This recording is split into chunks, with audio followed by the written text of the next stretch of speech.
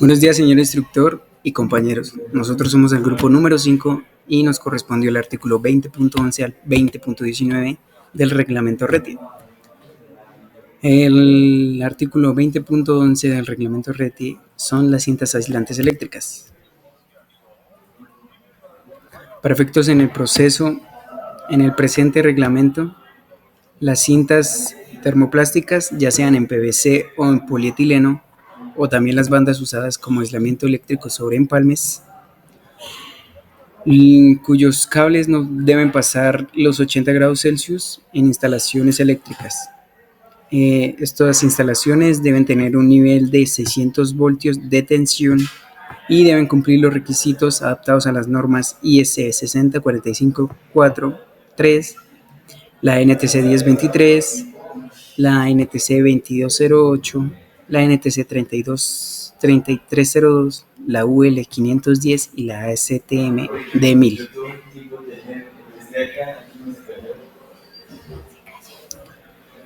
Requisitos de producto.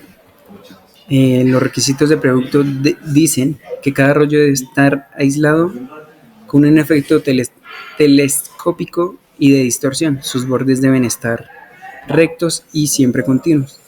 La rigidez dieléctrica no debe ser menor de 5 kilovoltios. La rigidez dieléctrica nos dice que el valor límite, que es el valor límite del campo eléctrico que se puede aplicar, con el cual el material no sigue siendo conductor, sino pues cumple su característica inicial, que sería ser antiadherente.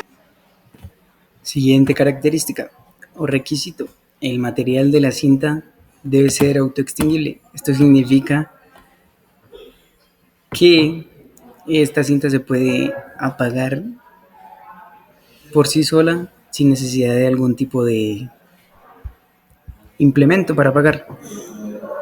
El rotulado. Cada rollo tiene que presentar diferentes características en su empaque. Ejemplo, la razón social o marca registrada del fabricante, la clase de cinta, PVC o polietileno, el largo y ancho nominables, la temperatura mínima de servicio debe ser de 80 grados centígrados y cada rollo debe llevar impresa la identificación del lote y la producción o la fecha de fabricación. Una nota importante: las cintas aislantes eléctricas, tanto de otros materiales como el caucho, deben ser de tensiones superiores a 600 voltios, deben cumplir la norma técnica y deben demostrar su cumplimiento mediante certificado o conformidad de producto. Requisitos de instalación. Las cintas aislantes usadas en instalaciones eléctricas exteriores deben ser de color negro, y para las cintas aislantes usadas en instalaciones interiores se recomienda seleccionarlas aplicando el código de colores de conductores en el artículo 3. Clavijas y tomacorrientes. Los contactos machos, que son las clavijas, y las hembras, que son los tomacorrientes, deben estar diseñados y fabricados de tal forma que se garantice una correcta conexión eléctrica, ya que en condiciones de servicio no deben tener partes energizadas expuestas, ya que pueden provocar un accidente irreparable.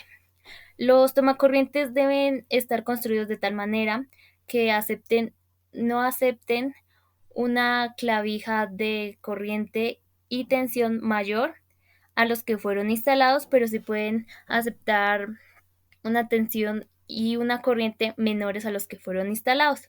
Los tomacorrientes deben ser fabricados con materiales que garanticen su durabilidad y permanencia de las características que son las mecánicas, eléctricas, térmicas y flamabilidad del producto y sus componentes.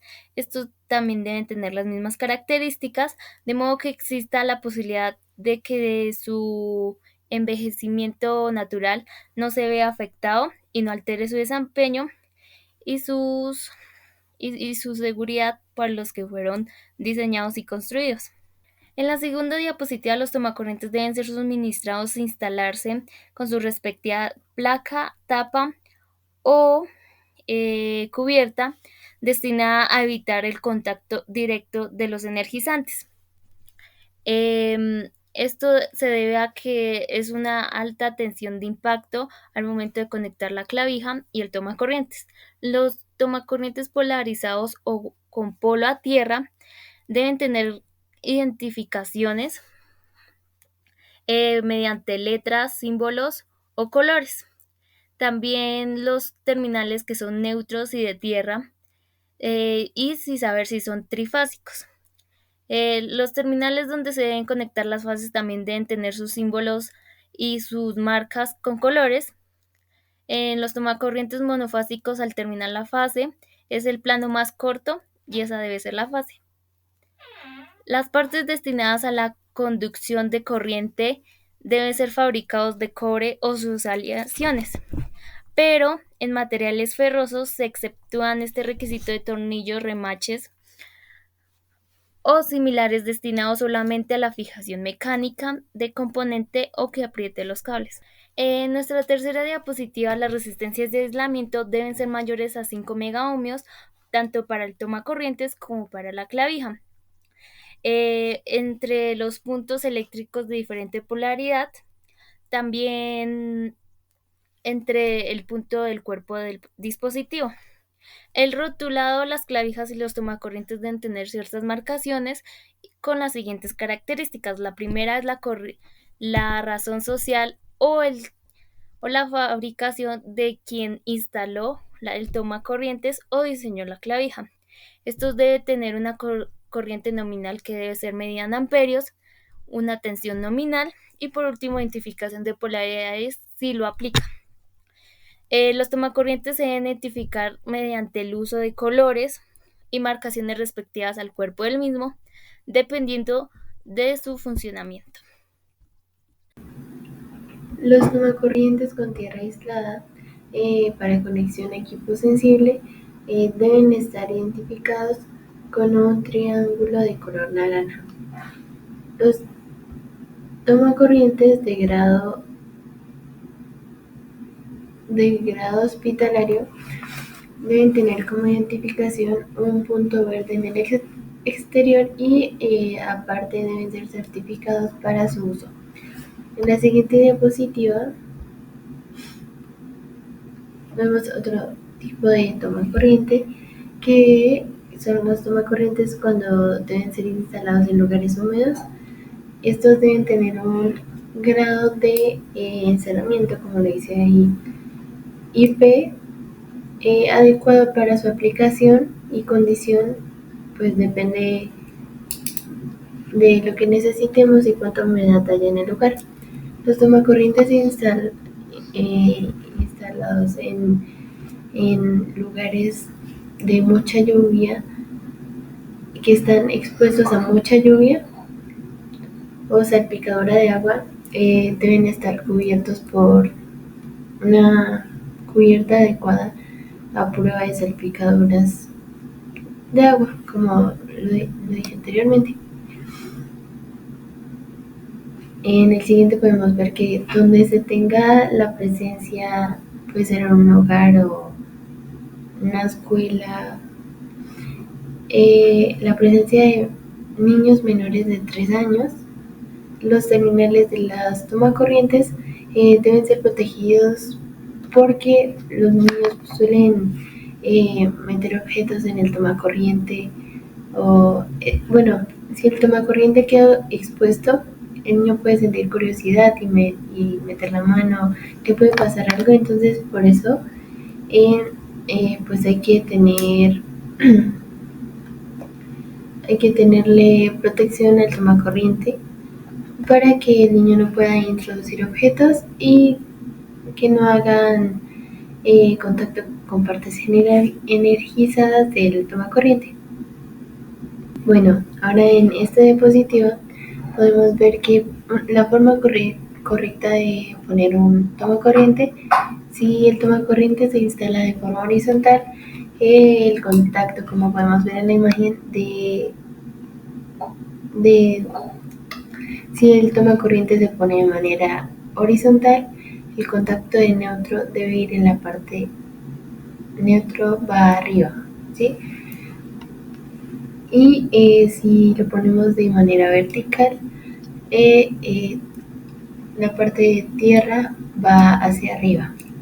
En el siguiente punto podemos ver que en lugares clasificados como peligrosos se debe utilizar clavijas y tomacorrientes certificados y aprobados para uso en estos ambientes. Otro punto sería que los tomacorrientes y las clavijas tienen que ser instalados de acuerdo a su tipo de uso, su nivel de atención de servicio y la configuración de la clavija y el tomacorriente para el cual fue diseñado.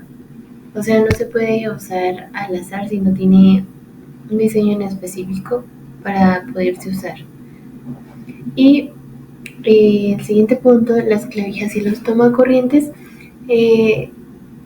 deben instalarse dependiendo su grado de deterioro y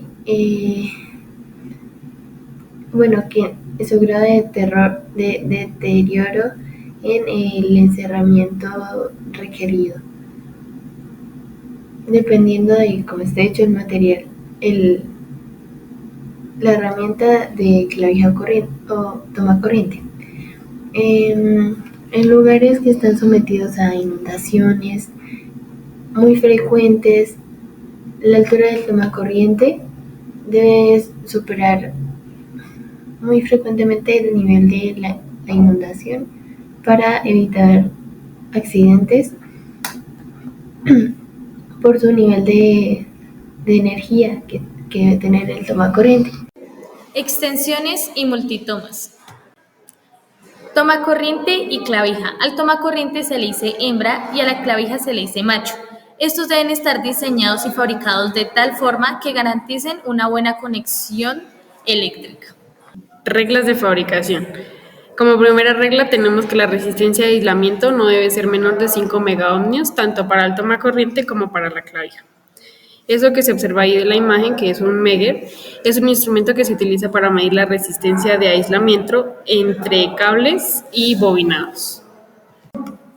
Como segunda regla de fabricación tenemos que las partes no portadoras de corriente de las extensiones y multitomas deben ser probadas con hilo incandescente a 650 grados centígrados y las partes portadoras a 850 grados centígrados. La siguiente regla es que los accesorios, como lo son la clavija y el tomacorriente, deben ser a prueba de la humedad. Cuando la extensión se usa continuamente a su máxima capacidad de corriente, no puede haber sobrecalentamiento por encima de los 30 grados centígrados en la clavija, el cable y el tomacorriente. El tipo de conductor, cable o cordón flexible debe ser el adecuado para el uso, pero en ningún caso el área de la sección transversal podrá ser inferior a la del calibre 18 AGW, que esto traduce que es un calibre de alambre estadounidense. Y pues ya el fabricante indicará los usos permitidos. Por último, todos los tomacorriente de una multitoma deben tener el mismo rango de corriente y deben tener contactos de neutro y tierra separados. La capacidad de corriente de cada toma corriente no debe ser inferior a 15 amperios. También no se permitirá el uso de extensiones y multitomas con cables de sección menor a de calibre 18 AW. Reglas de marcación. La marcación de la multitoma debe ser permanente, claramente legible y visible y debe estar impresa en el exterior del cuerpo de la multitoma. En esta debe estar impresa la marca registrada del fabricante y sus valores nominales en voltios y amperios.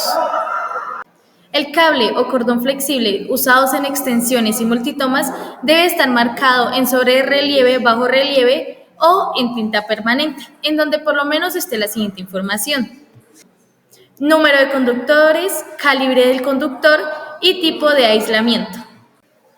Además de la marcación permanente, en el cable también tiene que llevar una etiqueta o un brazalete en donde esté la marca registrada del fabricante y los valores nominales en voltios, amperios y vatios. Reglas de comercialización. El fabricante o comerciante de la extensión debe suministrar información que le permita al comprador conocer su longitud, los usos permitidos y sus prohibiciones o limitaciones de la extensión. Los accesorios que se comercializan por separado e incorporan cable, clavija y toma corriente y son usados como cables de alimentación para equipos y aparatos se deben considerar como extensiones eléctricas y por ende deben que tener y cumplir con las normas y las reglas que establecen para las extensiones.